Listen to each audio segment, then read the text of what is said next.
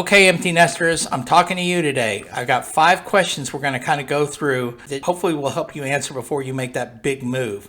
And this is what I've learned for working with people that are in the exact crossroads as you. Almost everyone in this season of life has done the research. You've looked at the Zillow or the Redfin or the whatever it is you look at, maybe even looked at videos like this one. And it's not because the information that you're getting is wrong. It's not because the amount of information answers and the questions are actually matter. It's the ones that are underneath your list of stuff that you might have that you're checking out on your phone or you're writing down here. It's the stuff that's kind of underneath that layer of spreadsheets and mortgage calculators and all of that. I'm going to give you 5 questions. Here's the bottom line. And questions I've learned through real conversations with real people, including myself, and because I went through this myself recently. And these are the ones that kind of separate the people from those who move forward and those people that are just in a holding pattern that kind of just goes on and on. So you don't have to answer these perfectly, and pause after each question if you want and just kind of give it some thought. You don't need to answer them out loud. If you want to raise your hand, I'll try to call on you. But I'd ask you to sit with each one of these questions kind of honestly, because I think by the time we get to question 5, you're going to know something maybe about yourself that you didn't really think about. So, why do these questions matter more than the answers? And I would say the questions themselves, I'm framing it kind of as a series where it's not a checklist or a list of steps. It's because I found that most people in our season of life, I'm 62, and if you're somewhere in that, realm, you'd understand. We don't have an information problem, but sometimes we have a clarity problem. And I know in a broad sense that change is coming.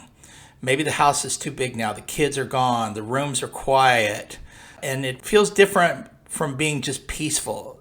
That life that they built there was built for a version of the family that has grown and moved on as it should, and everybody knows it, but maybe you and I.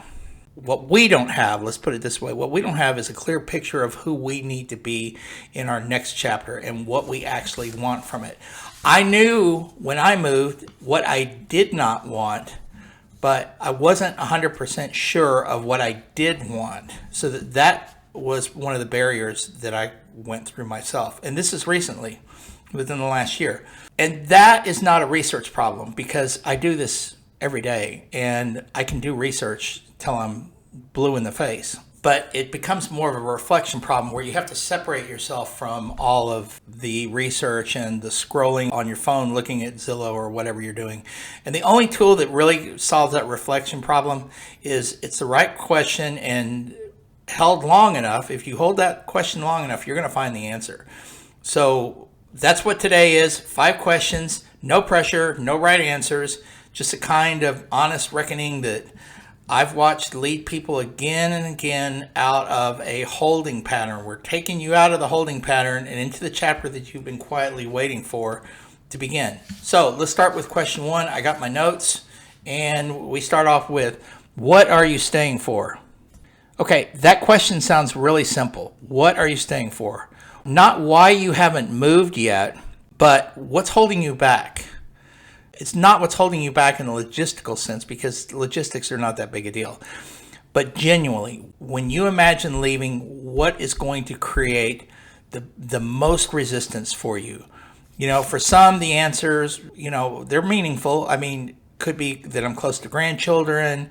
It's a community that they've been in for decades. They know all the neighbors. It's the aging parents. You may have some aging parents that live nearby. I mean, those are real and legitimate anchors, and they need to have some weight to them. But for a lot of people, and I say this gently because it's a hard thing to see in yourself, the honest answer is to why am I staying for? It's something closer to, let's say, it's familiar. The area is familiar. It becomes inertia, right? Because you're not able to get out of this inertia. And it's a comfort of not having to choose. Because you're already there, you really don't need to move. And that's no judgment from me, because I went through the same thing. We are all wired to stay with what we know. We're creatures of habit.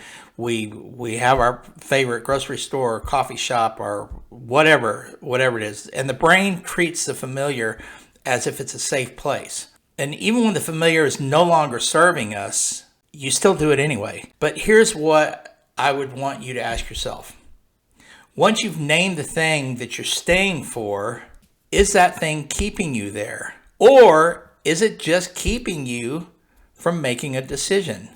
That's the question. Because those are two very different things. One is a reason, and the other is a delay. So sit with that for a moment. If you need to pause, go ahead and do it. But we'll come back to that. So the second question, who are you now that they're gone? That sounds a little confusing. Question 2 is the one that tends to catch people off guard, but it's not about the house. It's not about the market. It's about you. It's like, who are you now that they're gone? And I mean that genuinely, not in some philosophical sense, but in a practical one. Because for most parents, identity and home are deeply intertwined. The house wasn't just a place that you lived. It was a place that you raised people. You had birthday parties. You had family events. You had those hard conversations at midnight when your kids would come home late or they were in trouble, or maybe not in trouble, but just needed somebody to talk to. But the house is woven into what you were for, say, 20 or 30 years. My mother lived in her home for 30 years before she moved. But when the kids leave, and I mean really leave, I'm not talking about coming home from college on the weekends, but when they build their own lives and they move on, something shifts for you and it's a different shape altogether. And here's why it matters for the move, okay?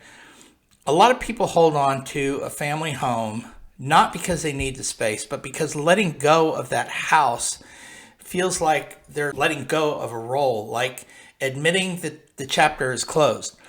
When my grandparents passed away, they had a house that I loved. Now, I was too young at the time to purchase it, and it was not in that great a shape, but it held so many memories. I mean, every room held a memory for me. I couldn't do anything about it at the time. But you're still you, and you're still trying to find the person that you want to be. And it really hasn't taken new shape yet. And here's why this matters for a move. A lot of people hold on to the family home not because they need the space, right? But I can say this clearly, closing a chapter is not a loss. I've had loss. We've probably all had loss by this age. But it is a completion. You have completed your job as a parent. Now it's time to take care of you. And when you let yourself feel them fully, you start to create a space for something new. When I purchased this home with my wife, this home was for us. It wasn't for anybody else in the family. It was for us. And I wouldn't say that maybe we earned it, but this was going to be for us. We weren't going to have to deal with anybody else, and we were going to get the space that we needed and do the things that we wanted to do. The question isn't whether the chapter is over, because it is. And that's the plain English about it. The question is, who is the person who's going to be writing the next chapter? What does he want? What does she need? What has been quietly waiting for permission to finally begin? I mean, what are you waiting on? And that person, the one on the other side of the empty nest, you deserve a life that fits who you are now, not who you were like 20 years ago. So, question 2, are you building toward that life, or are you living in one that you've already finished? And if you need to pause for that, do that also. But that's kind of an interesting take. The third question I would say is, are you moving towards something or away from something? It kind of counters off the one we just talked about. But question 3 is, every couple that I sit down with, and the answer tells me more than almost everything else. Are you moving towards something or away from something? You know, I used to live in the city of Dallas. I grew up in Dallas, and I'm like, this is not the city that I grew up in. I'm ready to do something else. So I moved to the suburbs, to Flower Mound. Both can be true, by the way, but most people have a little of each. But I kind of got to pay close attention to which one is louder. Moving away from something sounds like the house is too big, the maintenance is too much, the neighborhood has changed, the winters are hard, the summers are hard, I'm tired of this commute, the pace, the version of my life, on and on and on. But moving towards something sounds something like, I want mornings that feel like mine. I want a community that matches who I am now. I want proximity to things that light me up. I want daily life to feel like it's a choice that I made and not a habit that I inherited in my previous life. And here's how this distinction kind of matters. If you're primarily moving away from something, the new place has to be very good, right? Because you're counting on it to resolve a feeling. And the feelings have a way of traveling with us, believe it or not. So if you're moving towards something, you felt a sense that you know that you want the next chapter to look like, and the move becomes different. It becomes an act of intention, and the intention changes everything about how a move feels and then how it turns out. So here's the real question. Which one is driving you right now? And you got to be honest. If you're honest with the answer is away, is there a toward that you haven't let yourself name? And because I find that there almost is. It's easy to move away from something, but what are you moving toward? All right. Question 4, what would you need to see to know that it was the right place? Okay, so that's question 4 is more of a practical question. I can find a lot of people that will realize that they'll never ever actually ask themselves this, but what you need to see, to feel, to experience, to know that this place is right. When I walked into the home that we live in now, I knew this was it. And we had looked at a lot of homes, but I knew I walked in the backyard, and I'm like, this is the house right here. We need this house. This is it. And I didn't have that on paper. I didn't have it on a spreadsheet. You know, it was in your body. It's kind of that quiet knowledge that doesn't always have a rational explanation. It's a gut feeling, and you know it, right? When you walk into a home, you know that that's the home that you want. And again, it's not a learned thing. It's just something that you experience over life. And because here's what I observed. Most people searching for a new place, and I've shown up to 60 homes to some couples before, that's a lot of homes. But most people seem to be looking for the wrong things. They're looking at the square footage, or they're looking at the school ratings, maybe the proximity to highways. And you know what? All of those things matter. I'm not dismissing that, but the people that move somewhere and they stay, and the average for people to stay in a house is 3 to 5, maybe 7 years max now. I mean, it used to be a lot longer when I was growing up, but it changes a lot more now. But if they're still there after 5 years, they'll come to me and they'll say, this was the best decision I ever made. And they didn't just find the right house, they found the right feeling. And that's the bigger exciting part of this whole deal. The feeling of pulling into a neighborhood, which when I pull in this neighborhood, I'm just like, whew, I have this great exhaling kind of feeling. And the feeling of watching the light on an evening walk or listening to the cars, which isn't a whole lot of traffic. I could do this every night. And the feeling of being a community and sensing something before you can explain it, that is a version of yourself right there. And that's not a fantasy feeling. I'm telling you, that's a real signal, and it's absolutely worth listening to. So I want you to think about a place, a moment, a trip, a visit somewhere where something in you said, yes, this is the version of life that I want. You know, have you been on a vacation somewhere and you're like, this is what I want? What was that present moment? What made it feel right? What was it about that feeling that made it feel right? That's your compass. And when you find that place that activates it, you're going to know which is the house and the neighborhood that you want to be in. And don't settle for a place that just looks good on paper. I'm telling you, don't do it. Hold on for the one that feels like yours. You will know when you walk in the front door. Believe me.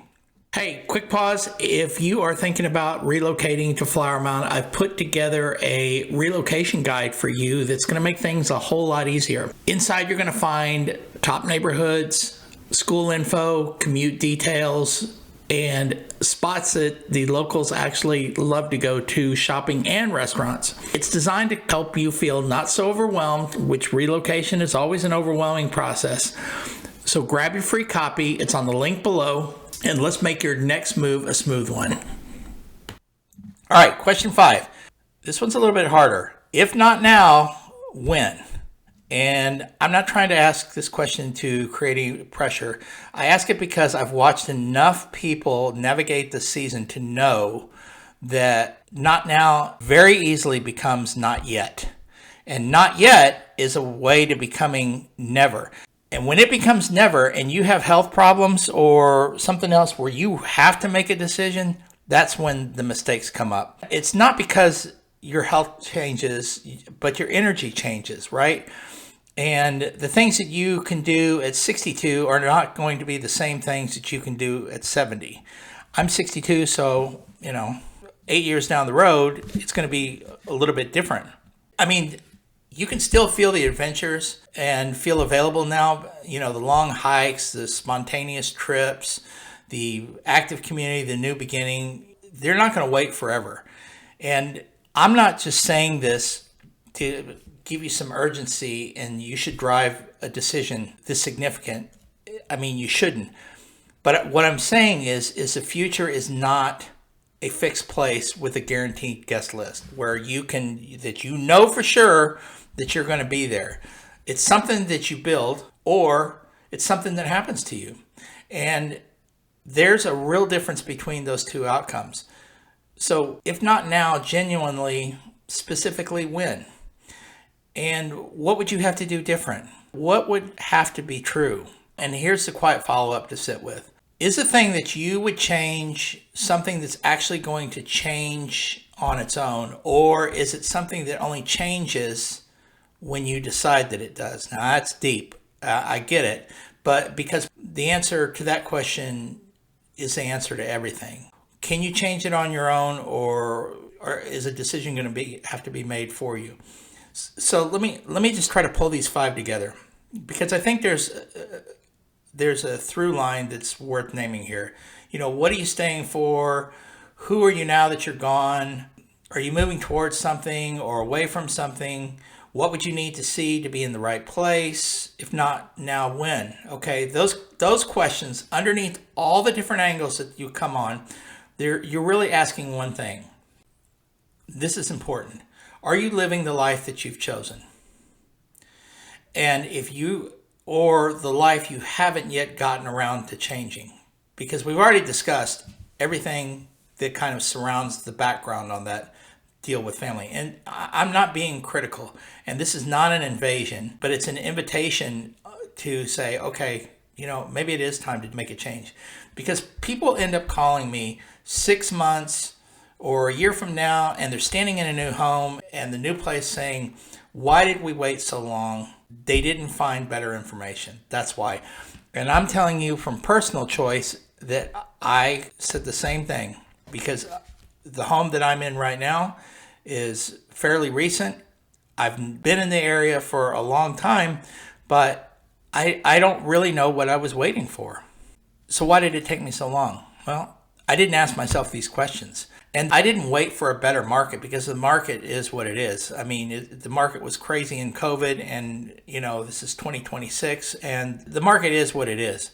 And you cannot wait until everything is certain. Everything is not going to line up all at the same time. You just got to be honest with yourself and ask yourself, what are you staying for? And who do you want to become? And what are you actually moving toward? Because that was one of my fears, was what am I going to be giving up if I move to a house? Instead of, the question should have been, what will I gain by moving to a different house? And I didn't ask that question until after the fact. But once you decide, and you can do that, you don't have to do this perfectly, and you don't need to be in a lot of fear. Just be intentional about what it is that you're trying to clarify and where you want to be. And what's available to you right now is a life that you already have, but the clarity is the missing piece. And I've given you these 5 questions. Take them, watch the video again, sit with them, and I'll be here the next chapter, and I've got something else to tell you. So I'm Chris Hooper. We'll talk soon.